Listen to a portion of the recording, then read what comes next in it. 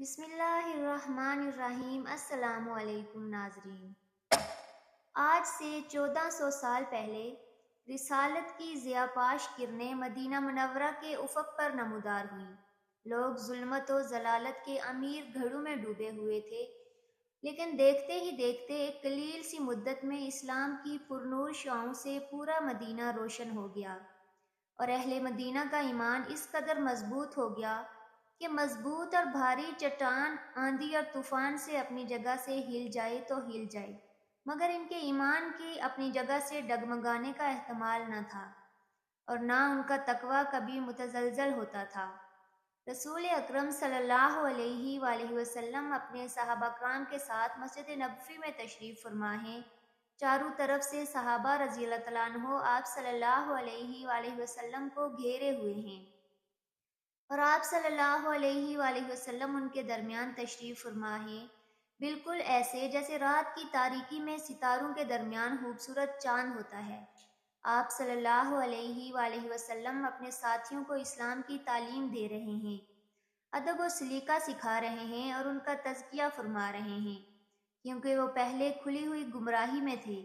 مجلس کے اندر بڑے بڑے جلیل القدر صحابہ اکرام ہیں، انصار کے سردار ہیں، علماء اور اولیاء اکرام ہیں۔ مجلس بدستور قائم ہے۔ لوگ آپ صلی اللہ علیہ وآلہ وسلم سے مسائل پر استفسار کر رہے ہیں کہ اتنے میں ایک باپردہ خاتون مسجد کے دروازے سے داخل ہوتی ہے۔ رسول کریم صلی اللہ علیہ وآلہ وسلم خاتون کو دیکھتے ہی خاموش ہو جاتے ہیں۔ صحابہ کرام رضی اللہ تعالیٰ عنہ بھی بالکل خاموش ہو جاتے ہیں۔ خاتون چھوٹے چھوٹے قدموں سے آگے بڑھتے ہوئے اور شرم و حیا کی پیکر بنے ہوئے رسول اکرم صلی اللہ علیہ وآلہ وسلم کے پاس پہنچتی ہے، اور آپ صلی اللہ علیہ وآلہ وسلم کے سامنے کھڑی ہو کر عرض کرتی ہے، اے اللہ کے رسول، مجھ سے زنا سرزد ہو گیا ہے، آپ مجھے پاک کر دیں۔ خوف الہی سے معمور اس خاتون کے اقرار جرم کو سن کر رسول اکرم صلی اللہ علیہ وآلہ وسلم کا چہرہ انور سرخ ہو گیا۔ ایسا لگتا تھا کہ چہرہ انور سے خون ٹپکے گا۔ پھر آپ صلی اللہ علیہ وسلم نے اپنا چہرہ دائیں طرف پھیر لیا اور خاموش ہو گئے، جیسے آپ صلی اللہ علیہ وسلم نے کوئی بات سنی ہی نہ ہو۔ کیا اس خاتون کو یہ گمان تھا کہ چند پند و نصائب پر مبنی کلمات اس کی پاکیزگی اور طہارت کے لیے کفایت کر جائیں گے، یا چند کوڑے برداشت کرنے پر معاملہ رفع دفع ہو جائے گا؟ نہیں، ہرگز نہیں۔ اسے اچھی طرح معلوم تھا کہ پاکیزگی اور طہارت حاصل کرنے کا مطلب یہ ہے کہ پتھروں کی بارش سے اس کا جسم چھلنی ہو جائے گا اور اس کی چمڑی ادھیڑ جائے گی، جسم سے خون کے فوارے نکلیں گے، اور درد و الم کی تیز لہریں اس کے بدن کے تمام اعضاء کو ایک ایک کر کے توڑ ڈالیں گی۔ اس کا دماغ، آنکھیں، قلب و جگر، اس کی شریانیں اور وریدیں پتھروں سے کچلتی جائیں گی، گوشت جگہ جگہ سے پھٹ جائے گا، ہڈیاں ٹوٹ جائیں گی، اور اس بھیانک تکلیف کا سامنا کرتے ہوئے موت کو گلے سے لگانا ہوگا، جس کے تصور ہی سے پتھر دل انسان کے بھی رونگٹے کھڑے ہو جاتے ہیں۔ کس قدر جرأت مند اور بہادر ہے یہ خاتون! رسول اکرم صلی اللہ علیہ وآلہ وسلم نے کوشش فرمائی کہ خاتون اپنی بات سے رجوع کر لے، کیونکہ آپ صلی اللہ علیہ وسلم نے صرف اس کی ایک بار کے اعتراف کی بنیاد پر اسے سزا کی مستحق نہیں سمجھا۔ اس کا ایک بار کا اعتراف ایک شہادت کے مترادف تھا، جبکہ حد زنا کے قیام کے لیے کم از کم 4 شہادتوں کی ضرورت ہوتی ہے۔ حتیٰ کہ اگر 3 آدمی شہادت دے دیں اور چوتھا انکار کر دے یا اپنا بیان بدل لے تو حد ساقط ہو جائے گی، لیکن اگر زنا کے نتیجے میں عورت کو حمل ہو جائے تو حد جاری کرنے کے لیے یہ دلیل کافی ہے۔ شریعت اسلامیہ نے عملی طور پر پرے کسی کی خفیہ باتیں سننے اور مسلمانوں کے عیب تلاش کرنے سے منع فرمایا ہے۔ چنانچہ نبی کریم صلی اللہ علیہ وآلہ وسلم کا ارشاد ہے، اے زبانی ایمان کا دعویٰ کرنے والوں، جن کا دل نور ایمان سے خالی ہے، مسلمانوں کی غیبت مت کیا کرو اور نہ ان کے عیوب کی ٹو میں پڑا کرو، کیونکہ جو مسلمانوں کی عیوب کی ٹو میں پڑے گا، اللہ تعالیٰ بھی اس کے عیوب کی ٹو میں لگ جائے گا، اور جس کے عیوب کی ٹو میں اللہ تعالیٰ لگ جائے، اللہ تعالیٰ ایسے آدمی کو رسوا کر دے گا، خواہ وہ آدمی گھر کی 4 دیواری کے اندر بند ہی کیوں نہ ہو۔ اور نبی اکرم صلی اللہ علیہ وآلہ وسلم نے حضرت معاویہ بن ابو سفیان رضی اللہ تعالیٰ عنہ کو نصیحت کرتے ہوئے ارشاد فرمایا تھا، اگر تم لوگوں کے عیوب کی ٹو میں لگو گے تو انہیں خراب کر دو گے یا خرابی کے قریب کر دو گے، کیونکہ جب ان کے عیوب ظاہر ہو جائیں گے تو وہ کھلم کھلا برائی کریں گے۔ اس عورت نے، جس کا تعلق قبیلہ غامدیہ سے تھا، عرض کی، اے اللہ کے رسول، میری غلطی کی وجہ سے ایک نئی روح دنیا میں آنے والی ہے، میں حاملہ ہوں۔ آپ صلی اللہ علیہ وسلم نے فرمایا، جاؤ، جب تمہارے بچے کی ولادت ہو جائے تب آنا۔ آپ صلی اللہ علیہ وآلہ وسلم جانتے ہیں کہ اس بچے کا کیا قصور، اس لیے خاتون کو واپس جانے کا حکم دیا۔ وہ خاتون چلی گئی۔ جب بچے کی ولادت ہوئی تو وہ رسول اکرم صلی اللہ علیہ وآلہ وسلم کی خدمت میں دوبارہ حاضر ہوئی۔ اوپر بیان کردہ واقعے میں چند باتیں خاص طور پر قابل توجہ ہیں۔ پہلی بات، حبین یعنی مادر رحم کا بچہ، اس کی جان کا تحفظ، زانیہ کے پیٹ میں موجود بچے کو اس کی ماں کے ساتھ قتل نہیں کیا جائے گا، کیونکہ وہ بچہ معصوم ان الخطا ہے، اس کا کوئی قصور نہیں۔ یہ نبی کریم صلی اللہ علیہ وآلہ وسلم کا حکم ہے، اور آپ حقوق انسانی کو سب سے بڑھ کر جاننے والے اور ان کا تحفظ کرنے والے ہیں۔ دوسری بات، خاتون کا کمال صبر کہ وہ ہرگز اپنے موقف سے دستبردار نہیں ہوئی۔ وہ اتنا عرصہ صبر و تحمل کے ساتھ اجر و ثواب کی امید میں اپنی بات پر قائم رہی۔ غم اور ندامت اس کے قلب و جگر کو کھائے جا رہے تھے، پشیمانی کے گرم آنسو اس کے رخساروں پر بہہ رہے تھے، اور اس کا دل آتش افسوس سے جلس رہا تھا، اور اس کی طرف ایک خواہش تھی کہ کسی طرح گناہ سے پاک ہو جائے اور جنت کی مستحق بن سکے۔ ارشاد باری تعالیٰ ہے، اور جب ان اہل جنت سے کوئی ناشائستہ کام ہو جائے یا کوئی گناہ کر بیٹھیں تو فوراً اللہ کا ذکر اور اپنے گناہوں پر استغفار کرتے ہیں۔ فی الواقع اللہ تعالیٰ کے سوا کون ہے جو گناہوں کو بخش سکے، اور وہ لوگ باوجود علم کے کسی برے کام پر اڑ نہیں جاتے۔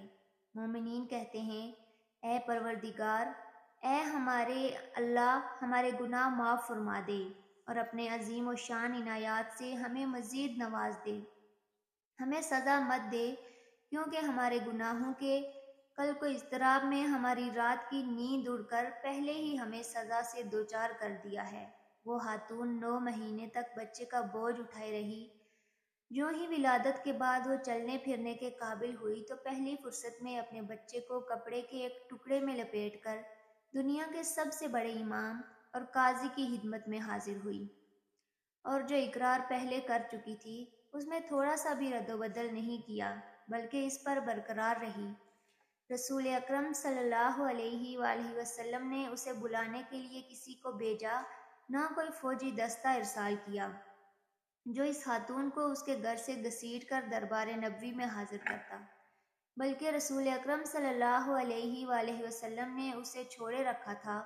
وہ خود ہی اپنے نوزائیدہ بچے کو اٹھائے ہوئے آپ کی خدمت میں حاضر ہوئی اور عرض کیا، اے اللہ کے رسول صلی اللہ علیہ وآلہ وسلم، مجھے زنا کے گناہ سے پاک کر دیجئے۔ رسول اکرم صلی اللہ علیہ وآلہ وسلم نے اس خاتون کے بچے کی طرف دیکھا۔ آپ صلی اللہ علیہ وآلہ وسلم کا دل اس معصوم بچے کو دیکھ کر رنج و غم سے تڑپ اٹھا۔ رسول اکرم صلی اللہ علیہ وآلہ وسلم کو یہ فکر دامنگیر تھی کہ جب اس خاتون کو سنگسار کر دیا جائے گا تو پھر اس کے بعد اس معصوم بچے کو دودھ کون پلائے گا؟ جب یہ خاتون دنیا سے رخصت کر دی جائے گی تو اس ذمہ داریاں کون سنبھالے گا؟ چنانچہ آپ صلی اللہ علیہ وآلہ وسلم نے ارشاد فرمایا، واپس جاؤ اور اس بچے کو دودھ پلاتی رہو، جب اس کا دودھ چھڑا دو تو پھر میرے پاس آنا۔ وہ خاتون اپنے بچے کو گود میں اٹھائے اپنے گھر واپس چلی گئی اور اسے دودھ پلاتی رہی۔ اس دوران اس کے ایمان کا عالم یہ تھا کہ روز بروز اس میں اضافہ ہی ہوتا چلا جا رہا تھا۔ جب بچے نے دودھ چھوڑ دیا تو خاتون نے کم از کم وقت میں اسے روٹی کھانا سکھا دیا، پھر اس کے ہاتھ میں روٹی کا ایک ٹکڑا تھمایا اور اس کو لے کر خدمت نبوی صلی اللہ علیہ وآلہ وسلم میں حاضر ہوئی اور عرض کیا، اے اللہ کے رسول صلی اللہ علیہ وآلہ وسلم، مجھے پاک کر دیجئے، یعنی سنگسار کر دیجئے۔ رسول اکرم صلی اللہ علیہ وآلہ وسلم نے خاتون سے بچے کو لیا۔ ایسا لگ رہا تھا جیسے آپ صلی اللہ علیہ وآلہ وسلم اس کے بچے کو لے کر اس کے دل کو کھینچ رہے ہیں، لیکن کیا کر سکتے تھے؟ اللہ کا حکم تھا، نبوی عدالت تھی، وہی حق پیش نظر تھا جس پر زندگی کی امارت استوار ہے۔ حکومت اسلامیہ کا یہی دستور تھا جس میں تمام لوگوں کو مساوی قرار دیا ہے، ہوا عقوبت و سزا کا باب ہو یا گردن زدی، حبس و قید خانہ۔ پھر رسول اکرم صلی اللہ علیہ وآلہ وسلم نے فرمایا، کون اس بچے کی کفالت اپنے ذمہ لے گا، وہ جنت میں ان دونوں انگلیوں کی طرح میرے ساتھ ہوگا۔ ایک انصاری نے بچے کی کفالت کی ذمہ داری قبول کر لی۔ پھر نبی کریم صلی اللہ علیہ وآلہ وسلم کے حکم سے اس خاتون کے سینے کے برابر گڑھا کھودا گیا، اس میں کھڑا کر کے گڑھے میں مٹی ڈال دی گئی، اور پھر لوگوں نے اس پر ہر طرف سے پتھروں کی بارش کی۔ حضرت خالد بن ولید رضی اللہ تعالیٰ عنہ نے بھی ایک پتھر اس کے سر پر مارا، جس سے خون کا چھینٹا ان کے چہرے پر آ پڑا۔ حضرت خالد بن ولید رضی اللہ تعالیٰ عنہ نے اس خاتون کو برا بھلا کہا۔ جب رسول اکرم صلی اللہ علیہ وآلہ وسلم نے ان کی بات سنی تو فوراً بولے، چپ رہو اے خالد، قسم ہے اس ذات کی جس کے ہاتھ میں میری جان ہے، اس خاتون نے ایسی توبہ کی ہے کہ اگر ناجائز ٹیکس وصول کرنے والا بھی ایسی توبہ کرتا تو اس کی بھی مغفرت ہو جاتی۔ ایک دوسری روایت میں ہے کہ نبی کریم صلی اللہ علیہ وآلہ وسلم کے حکم سے اس عورت کے اوپر اس کا کپڑا اچھی طرح باندھ دیا گیا، پھر آپ صلی اللہ علیہ وآلہ وسلم کے حکم سے اس کو سنگسار کر دیا گیا۔ اس کے بعد نبی کریم صلی اللہ علیہ وآلہ وسلم نے اس کی نماز جنازہ پڑھی۔ حضرت عمر بن خطاب رضی اللہ تعالیٰ عنہ نے عرض کیا، اے اللہ کے نبی صلی اللہ علیہ وآلہ وسلم، آپ اس پر نماز جنازہ پڑھ رہے ہیں حالانکہ اس نے زنا کا ارتکاب کیا تھا۔ نبی کریم صلی اللہ علیہ وآلہ وسلم نے ارشاد فرمایا، اس نے ایسی خالص توبہ کی، ایسی سچی توبہ کی ہے کہ اگر اسے 70 باشندگان مدینہ پر تقسیم کر دیا جائے تو ان سب کی بخشش ہو جائے۔ کیا تو نے اس عورت سے بڑھ کر کسی کی توبہ دیکھی ہے جس نے اپنی جان خوشی کے ساتھ اللہ تعالیٰ کے لیے قربان کر دی ہو؟